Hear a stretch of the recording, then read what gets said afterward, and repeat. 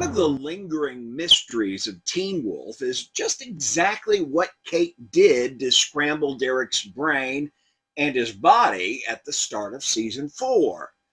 We know the history of Kate's new digs thanks in part to Graydon. La Iglesia. The church was built over the ruins of an Aztec temple. It belonged to a people called the Nuo. Shapeshifters.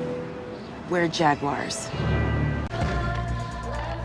And we know that assembling bones and mumbling a few incantations allows Kate to make and control berserkers.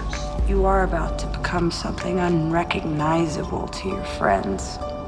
They won't know what they're fighting or killing. She talked about how that worked, and we watched it happen to Scott, but we don't know exactly how. How? That's the better story. Something kept pulling me here. To the temple of Tezcatlipoca. Got here, I found the berserkers waiting for me.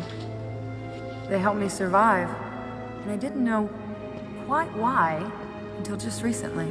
It was then that I found out I could not only control the berserkers, but I could create them. And all of that is not as confusing as what she did to Derek. Is that him? Is that Derek? Sort of. I mean, physically, we know she sent his shapeshifter metabolism into overdrive.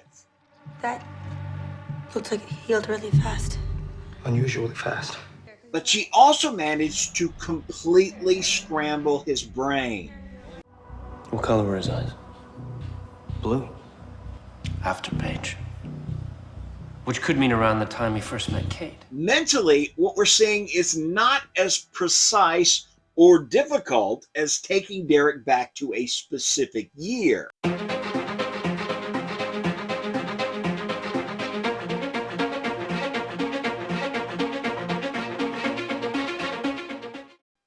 But she needed to block about a decade's worth of traumatic memories.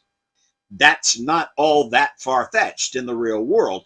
Researchers have a drug that will divorce emotional reactions from trauma already. And they're working on a targeted mind wipe using a combination of drugs and hypnosis. But Kate was working with bones, rocks, and a little bit of wolfsbane. My only guess at how this worked in universe is that the temple, like the Nemeton, absorbs, stores, and channels telluric energy.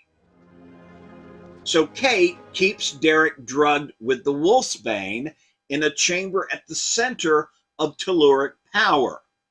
And then she basically does her chanting thing over and over again for weeks, hypnotizing him back into trusting her.